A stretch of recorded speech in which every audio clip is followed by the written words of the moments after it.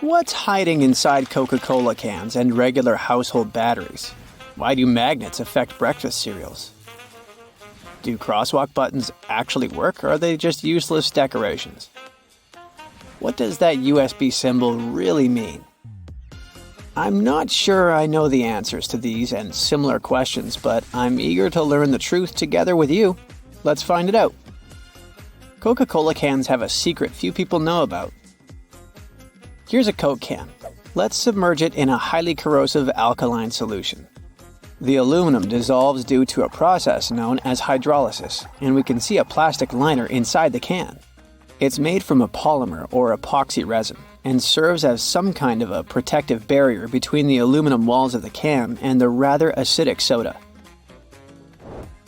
Despite a popular myth, household batteries don't actually contain liquid, and if you accidentally cut them open, no toxic liquid will spill. Most of them are dry cell batteries, which are made of electrochemical cells. Those convert chemical energy into electrical energy. Larger batteries often house numerous small cells within them too. Even Tesla vehicle batteries consist of multiple small cells. When combined, they easily provide the necessary voltage. Most toothbrushes have differently colored bristles, but they aren't just pleasing to the eye. Those bristles, often blue, have a functional purpose. They're called toothbrush indicators, and their colors fade as you use the brush. The American Dental Association recommends changing your toothbrush at least 4 times a year. And by getting paler, these bristles help you figure out when it's time to replace your toothbrush. You'll probably agree that there's no better snack than a pack of chips. Some are flat, others have ridges. Is it just aesthetics? Not really. The main purpose of those lines on some kinds of chips is to help with the distribution of spices and seasonings. In other words, all those substances that make your chips taste like cheese are mostly stored inside the lines. Plus, the lines make chips crunchier. Now this one might be a surprise, but some breakfast cereals are magnetic. That's because they're often fortified with iron in the form of a fine powder. Due to the added iron, cereal flakes get attracted to magnets. All this may sound kinda alarming, but in reality, the iron content in the flakes is minimal and doesn't pose any threat to your health. That clear fluid in gel pens is called the ink follower or stopper fluid. The gel in such pens contains pigment particles dissolved in a polymer solution. The main task of the stopper fluid is to be a barrier to prevent the gel from evaporating or leaking out. Without this transparent fluid, your gel pen wouldn't function. The fluid always stays in one position and doesn't get dissolved with the gel. Neither does it move backwards or flow out of the pen. Many pedestrian crosswalk buttons, namely in New York, are placebo buttons. They do literally nothing when you press them. Originally, they were functional after being introduced in 1964, but today, most of them don't affect traffic lights, which are programmed based on the real needs of the traffic flow. Why do such buttons even exist then? It's a simple psychological trick, providing you with an illusion of control. You might have noticed that movie theater seats are almost always red. This choice isn't random, it has strategic importance, which is rooted in visual science. The thing is, red light has a longer wavelength. It means that it's the first color to disappear in low light. It allows the audience to concentrate better on the screen once the movie begins. Such a design choice enhances the viewing experience by minimizing distractions. Speed bumps are crucial for pedestrian safety, but at the same time, they can seriously increase car emissions due to the non-stop acceleration and deceleration they cause. To address this issue, some cities, like London, are testing fake speed bumps. Those are optical illusions painted on the road. They look raised from a driver's perspective, but in reality, they're flat. Authorities hope that this approach will slow down drivers without having a negative impact on the environment. Soda bottles are always filled in such a way that there's some space between the liquid and the cap. That's because soda contains carbon dioxide. It's a gas that can expand once the bottle's heated. If there's no gap in the bottle, it can break because of the pressure building inside. Also, when you open your drink, the gases go out in the form of bubbles, making the drink overflow. The gap helps with this problem too. The USB symbol, looking like a trident, has always sparked multiple speculations about its origin. One popular idea is that it represents Neptune's trident and symbolizes power and adaptability. But there's also a little bit less exciting theory. A man who claimed to have designed the symbol in the 1980s stated that it was supposed to represent connectivity. The large circle symbolizes a computer, while the attached shapes, the circle, the triangle, and square, stand for different outputs. The design of a tennis racket has a specific feature known as the throat. It's an open space below the head of the racket. This space isn't just for storing balls, it also improves the racket's aerodynamics by letting air pass through. It seriously reduces drag during swings. Speaking of tennis courts are usually built with a north-south orientation. It helps minimize the impact of the sun's position during the game, ensuring that neither player has the sun directly in their eyes. Look closely at a tram's overhead lines, and you'll see that its contact wires zigzag back and forth instead of going in a straight line. That's because all trams have pantographs attached to their roofs. The upper part of the pantograph is gradually worn down by the overhead wire and eventually needs to be replaced. To wear it down evenly, the wire is not installed strictly along the tram's path, but in zigzag patterns. As the tram moves, the pantograph slides along the wire, and it wears down evenly. Those cone-shaped water cooler cups? Their shape is intentionally designed to prevent users from setting the cups down. This allows employees to minimize the risk of spilling water on their desks around various electronic devices. Plus, less material is used to produce cone-shaped cups, which makes the process less wasteful and more cost-effective. It also kinda supports sustainability by encouraging people to drink their water quickly and dispose of their cups immediately after. Most suitcases have 2 zipper pulls, and it serves several purposes. First of all, if one zipper fails, the other can keep the suitcase closed. Even better, having 2 zippers allows you to have easier access to small sections of your suitcase without having to open it entirely. And finally, when you have 2 zippers, you can connect them with a padlock for increased security. Some plastic milk containers have dents on their sides. These dents serve several purposes. When milk spoils, it usually causes swelling and high-pressure buildup inside the container. That's when the dent pops out and doesn't let the jug blow up. Plus, if you decide to freeze the milk, it will expand like any other fluid. And then again, the indentation will pop out and prevent the container from breaking inside your freezer. If you ever had a problem figuring out why fake pockets exist, you need to hear this.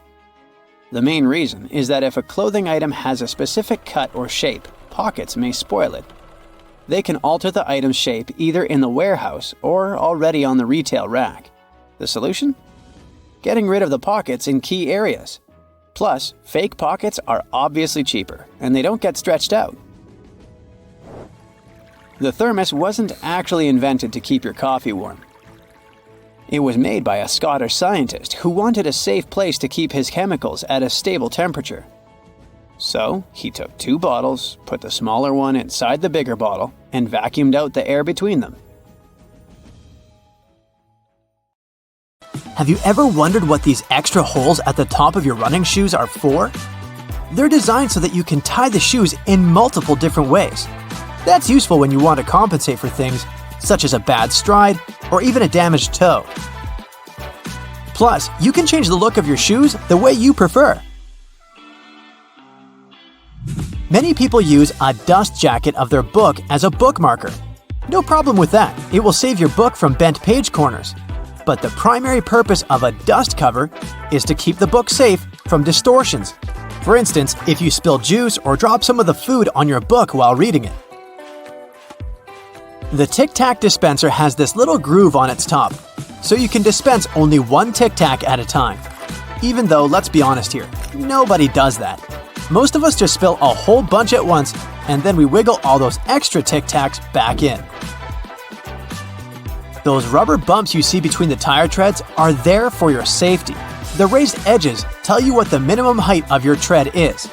If the bump and the edges are even, it's time for you to visit the tire shop as soon as possible. But if the bumps are well beneath the level of the edges, you're good to go. What about that black grating on the microwave window? It's something called a Faraday shield, and it's there to prevent microwaves from getting away and turning the entire room into a Faraday cage. If the microwaves escape, your meal won't cook properly either. So yep, the cage is not there to make it difficult for you to see your meal while it's cooking. It's keeping the electromagnetic energy inside. How about a wrench-compatible screwdriver? Cover your screwdriver with the end of your wrench and you can increase its torque. That's why the head of your screwdriver is designed the way it is. When you have odd angles, you can use this strategy. You've probably heard those myths, the blue side of the eraser can erase the pen? False. Its purpose is to erase a pencil, but in case you're writing something on heavier paper. The blue side can remove smudges you see after using the pink eraser too. Have you ever wondered why oranges in supermarkets mostly come in the red mesh bag? It's a trick to make this food look more orange and encourage you to make a purchase. An extra tip, don't throw away the mesh bag.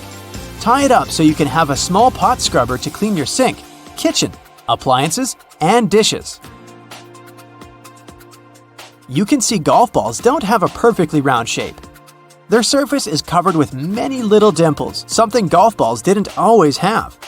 At one point, experienced golfers started noticing how, through time, older balls with imperfections, such as nicks and bumps, could travel further. Such things create turbulence in the air around the golf ball, which eventually reduces drag. So, manufacturers started producing balls with dimples so they could go farther and faster. You might have noticed that sometimes there are ridges in toothpick tops. It's more hygienic because when you break that off, you can prop the toothpick up on it, and it won't touch anything.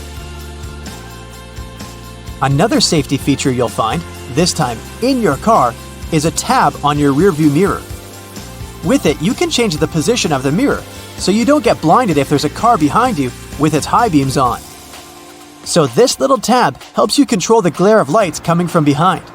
This feature showed up in the 1930s, but in the early 1970s, it became a part of standard equipment in most trucks and cars. Do you see that tiny hole on your iPhone right next to the rear-facing camera? It's a microphone, and it's there so your phone can record sound as you turn your camera around. Some cables have a thick cylinder towards the end of the cord. It's called a ferrite core or a choke. It's a magnetic iron oxide that stops high-frequency electromagnetic interference. For example, you know that annoying static noise you get if you bring your phone too close to a speaker? This interrupts your call, which is why cable cords with big cylinders are pretty useful because they prevent these things. Do you know why nearly all luggage bags and backpacks have two zippers? It's way more convenient and easier to open in that way. But not just that. You can also lock these two zippers together to keep the stuff inside your bags safer. You know how toilets at public spots like malls have those big gaps at the bottom? It's primarily for better circulation of air. This type of door also makes it easier to clean the toilet or check if it's occupied if you're standing in line.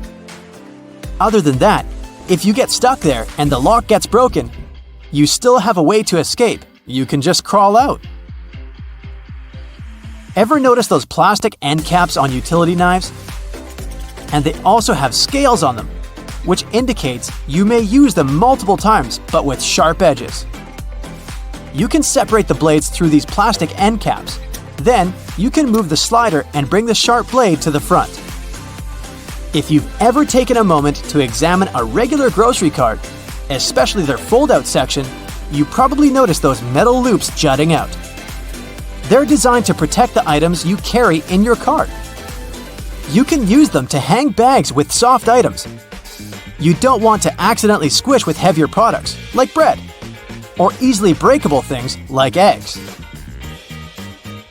Many coffee mugs come with curved notches on their bottom. When you're washing your mugs, Put them against the rack at an angle in your dishwasher. This way, the water won't pool in there, so your favorite cup will be completely dry by the time you take it out of the dishwasher. If you're a McFlurry fan, you've probably noticed there's a square hole in the handle of the spoon. It's there so you can attach it to the special machine that mixes the ice cream and your favorite toppings together. The machine has a bar that slips into this square-shaped spoon and then thoroughly stirs it. And you get the spoon so they can minimize the mess during the process. Quite neat, wouldn't you say? A regular milk jug has a dent on one side. Some might see it as a random design decision, but a dent has several purposes. One of them is to get bigger if there's a gas buildup. This happens when your milk is spoiled.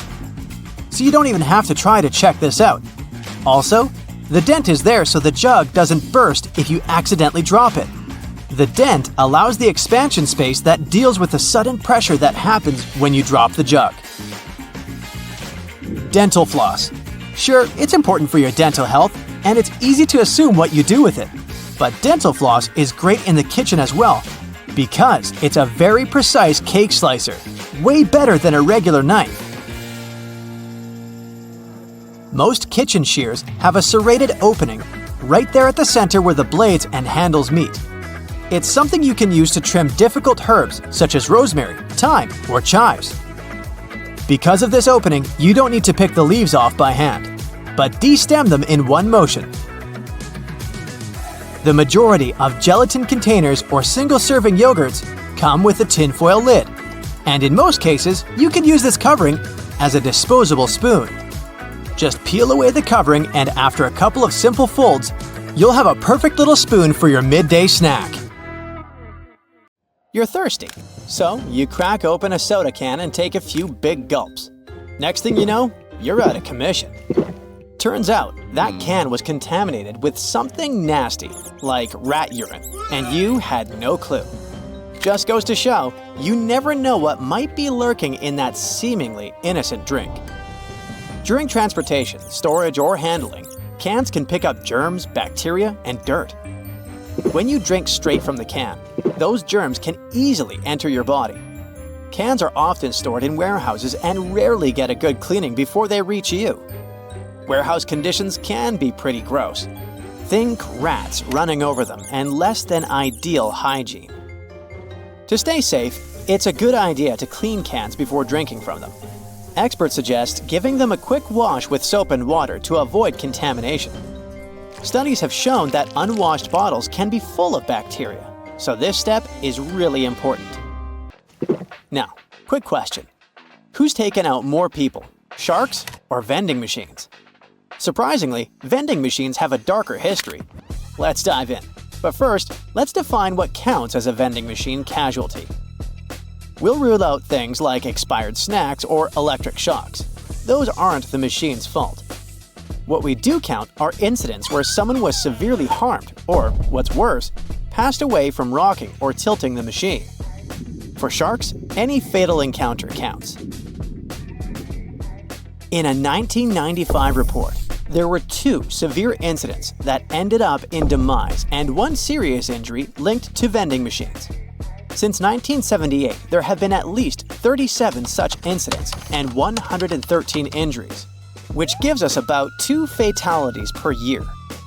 Compare that to 1 shark-related incident in 2021.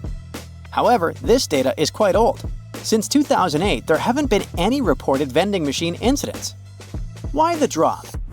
It could be due to warning signs and credit card readers reducing the need to shake machines. But remember, your risk varies based on where you live and your habits. In the end, the vending machine versus shark comparison isn't quite accurate anymore. Today, you're more likely to have a serious encounter with a shark than a vending machine. But the point remains, sharks aren't the bloodthirsty hunters they're made out to be. So, someone pointed out your visible nose hairs, and now you're looking for ways to deal with them. You might think plucking is the way to go, but hold up, it's not as safe as you think. Here are 3 solid reasons to avoid plucking your nose hair. Your nose is full of delicate nerves, follicles, and plenty of bacteria. Plucking nose hair can damage the sensitive skin inside your nostrils, letting germs in and causing issues like infections and inflammation. Also, just like with waxing, plucking nose hair can result in ingrown hairs. As the hair grows back, it might curl into the follicle, causing bumps, discomfort, and inflammation. This can lead to folliculitis, which shows up as small, pus-filled red bumps and can be itchy or painful. In severe cases, plucking nose hairs can cause nasal furunculosis, a deep follicle infection with swelling and discomfort. This infection can spread to blood vessels near the brain, potentially leading to cavernous sinus thrombosis, a condition where blood clots form behind the eye sockets. If not treated, this condition can be life-threatening and may cause permanent brain damage. To avoid these problems, go for trimming your nose hair instead. Trimming doesn't make your hair grow back thicker or faster, and it helps maintain the right amount of nose hair to keep out pathogens. Contact lenses are meant to help you see, but they can make you turn completely blind. One big no-no is wearing your contacts in the shower. It's bad for both your lenses and your eye health. Showering with contacts is like swimming or sleeping with them in. It's a common mistake. Water and contacts just don't mix. You need to keep your lenses clean to avoid any issues. If water gets behind your lens, germs or chemicals like chlorine can get in there and cause trouble. At best, you might end up with sore or itchy eyes. Worse, you could get conjunctivitis from a bacterial infection. In rare, serious cases, you might even face infections, which can sometimes lead to blindness. Most people wear contacts in the shower accidentally rather than doing it on purpose. If this happens, close your eyes right away and carefully step out of the shower to remove your lenses. If your eyes feel sore or look red afterward, contact your optometrist ASAP. Always use the cleaning solution your optometrist recommends to sterilize your lenses before putting them back in. But really, it's best to take out your contacts before showering or bathing. If there's one piece of home decor you should keep a close eye on, it's snow globes. They might seem harmless, but a family in East Hampton, Massachusetts would beg to differ. In a crazy turn of events, a snow globe sparked a fire in their apartment while no one was home. Luckily, quick-thinking neighbors and a swift response from the fire department kept the blaze from spreading through the entire complex. It was a normal Thursday morning when, around 11:30 a.m., neighbors heard smoke alarms blaring in the apartment and dialed 911. Firefighters arrived to find the place locked, so they had to force their way in. Inside, they found a small fire on the coffee table and a room filled with smoke. There, they also saw the culprit. It was a snow globe. It was sitting just right on the coffee table, and the sunlight hit it at the perfect angle, magnifying onto some cardboard and styrofoam and setting them on fire. While it's not common, fires started by magnified sunlight do happen. Many firefighters have seen blazes ignited by mirrors and magnifying glasses. So, keep those snow globes out of direct sunlight. Better safe than sorry. Alright, let's talk about fatal fruit. No, I'm not going to bore you with another lame list of the most poisonous fruits out there. Instead, I'm going to tell you about something heavenly tasty that can make you teleport to the heavens in a matter of seconds. Meet the coconut. This seemingly innocent fruit has a dark side. Coconuts are responsible for around 150 fatalities each year. These bad boys have a whole page dedicated to the fatal incidents they've caused. A full-size coconut weighs about 3 pounds 3 ounces. And if you know a thing or two about physics, you'll understand that gravity makes them even more dangerous when they fall from trees. But it's not just falling coconuts you need to worry about. Consuming large amounts of coconut water can lead to sudden cardiac arrest due to hyperkalemia, thanks to its high potassium levels. And while rare, there have been cases of anaphylaxis in people with coconut allergies. While the most common way coconuts cause harm is by falling and hitting someone, there have been some unusual incidents too. In December 1923, a man in Newcastle, Pennsylvania, passed away while trying to crack open a coconut with the butt end of a loaded revolver. It went off, and he was shot in the abdomen. You know those handy selfie sticks that help you nail the perfect shot? Turns out, they can be way more dangerous than you'd expect. These little gadgets have led to a surprising amount of injuries and even some fatalities. People have accidentally knocked themselves or others out, taken a tumble off cliffs, and even been hit by cars while trying to get that Insta-worthy pic. Some popular landmarks have even banned selfie sticks altogether. For instance, the oceanfront in Mumbai has said no to selfie sticks. India, by the way, leads the world in selfie-related deaths. Nearly 40% of the 49 globally recorded fatalities over the past 3 years happened there. If you still think selfie accidents aren't a big deal, consider this. From 2008 to mid-2021, a staggering 379 people lost their lives while trying to get that perfect shot. So yeah, it's definitely something to take seriously. Okay, so right after being processed, plastic water bottles aren't the size you buy at the store. Even a gallon water bottle starts its life as a small tube. Later, it gets heated, inflated, and shaped into the bottle you know. Boy, I can relate to the heated and inflated part. Now, not all potato chips are actually fried potato slices. Some companies use a mix of potato flakes, cornstarch, and water to produce chips. This mix is then pressed into a dough, and chips are cut out from it with the help of shape molds. Then the chips are fried, which takes about 11 seconds. After that, all excess oil gets drained and the chips are seasoned and packed. There's a legend that only 2 people in the world know the original recipe that gives Coca-Cola its signature taste. These people aren't allowed to travel together so that the recipe never gets lost. Even though it's just a popular legend, not many people are aware of all the ingredients of the world-famous drink. One of them used to be the cola nut. Hey, I used to be a cola nut. You can find these nuts inside the fruit of the cola tree. Each fruit is about the size of a chestnut and has between 2 and 5 cola nuts inside. The cola fruit and nuts are packed with caffeine. Nowadays, Coca-Cola is said to no longer contain the cola nut extract. It's rumored to have been replaced with artificial flavoring. But since the drink's recipe is such a closely guarded secret, no one knows for sure. Hey, maybe we can ask Pepsi. These days, it's quite simple to make a mirror. Producers take a regular sheet of glass as a base. Then they apply a reflective coating. This usually means spraying a thin layer of either silver or aluminum onto the back of the sheet of glass. This process is called silvering. Some kinds of car wax contain Carnauba wax, also called Brazil wax. That's a vegetable wax people get from the fronds of the Carnauba tree growing in Brazil. To get the wax, the leaves of this tree first get dried and then beaten. Ooh, ooh, ow, ow! This is how you can remove the powdery wax. Now, pencils. First, their leads are made by mixing clay and graphite powder. This mixture is then baked. After that, pencil bodies are made. If they're wooden, the material should be chosen carefully. It should be soft enough to sharpen, but tough enough not to break. When the pre-cut sections are delivered to the factory, they have grooves cut in them. These grooves will later accommodate the leads. Then special glue is added. This way the leads will stay in place. Next, every second section is sent to a special conveyor, and the leads are placed in the grooves. Then another section is glued to the one filled with leads. We get a large multi-pencil sandwich. Sandwich, I'm getting hungry. The 2 parts of this sandwich get compressed and cut lengthwise. Then they're shaped and form separate pencils.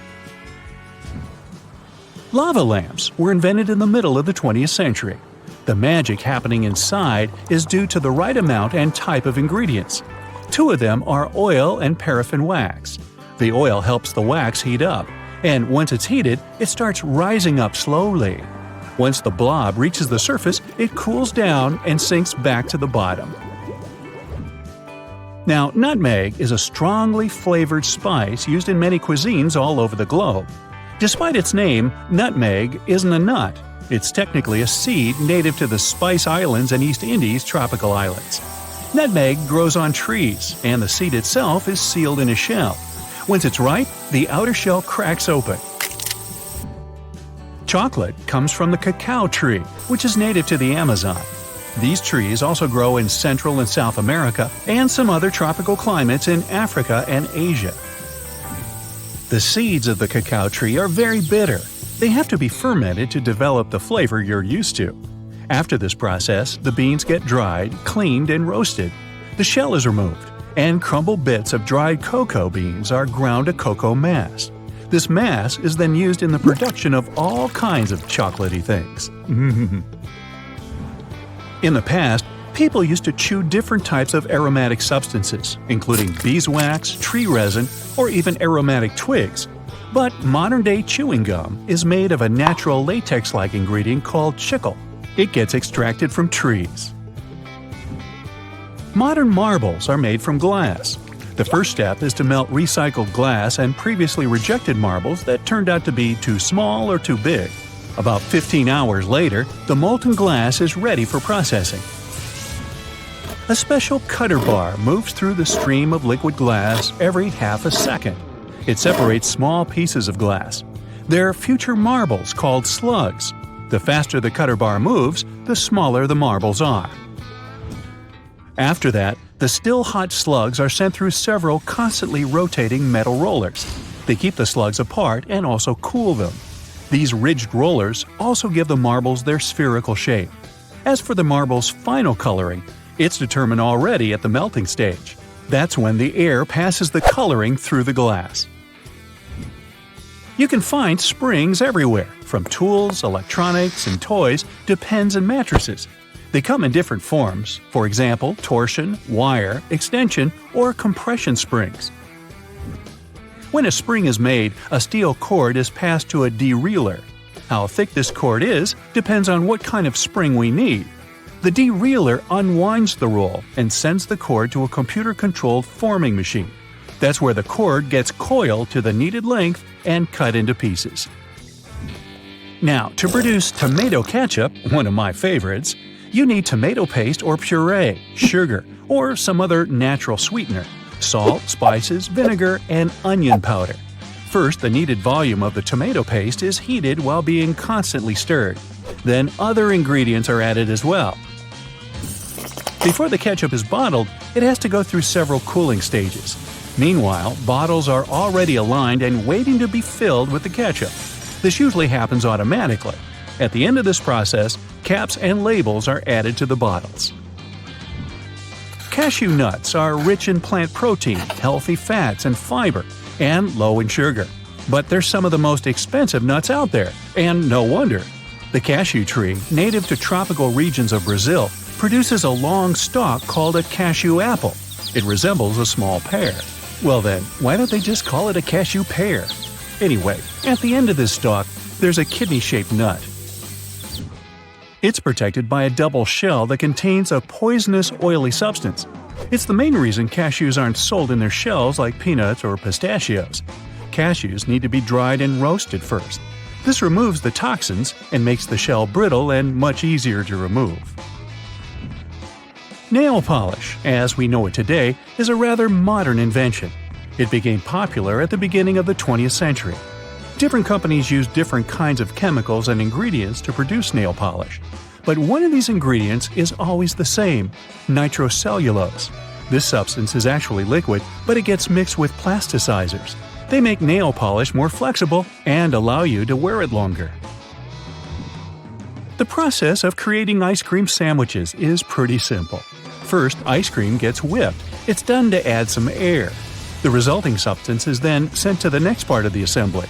There, 2 lines of wafers are already sandwiched together, and ice cream is simultaneously injected between them. It happens so quickly that more than 100 ice cream sandwiches can be made in a minute. How many can I eat in a minute? There are all kinds of plastic brooms out there, but there's one type that's made from recycled plastic bottles. With people buying 1 million plastic bottles all over the world, it's a cool way to reuse plastic. Tires production is a multi-step process. Tires are made from more than 15 main ingredients. Among them, there's synthetic and natural rubber, carbon black pigment, and chemical additives. Giant mixers stir these ingredients under high pressure and temperature. The final result is almost always thin rubber gum. It gets rolled into sheets. After that, tires get assembled on a special machine. Different kinds of cloth, rubber, and metal are used for the production of a tire. Finally, the tire gets cured in a special press under more than 300 degrees of heat and high pressure. This process lasts for 12 to 15 minutes. When they make darts, the flight shafts are produced first. 10-foot-long aluminum rods are put into a special machine. It has a few cutting tools that work from several angles at the same time. The rod turns into shafts. There are threads cut into each flight shaft so that it can be later attached to the dart barrel. That's the part you hold and fling. On the other end, a cross saw makes slots for the arrow flights. At the same time, brass rods turn into the barrels on another machine. Grooves are cut into the barrel surface. This makes them easier to hold. And finally, they produce a dart point. It's done with the help of a hydraulic press. It forces pointed steel into the hollow part of the barrel. And dart's all there is about how they make darts.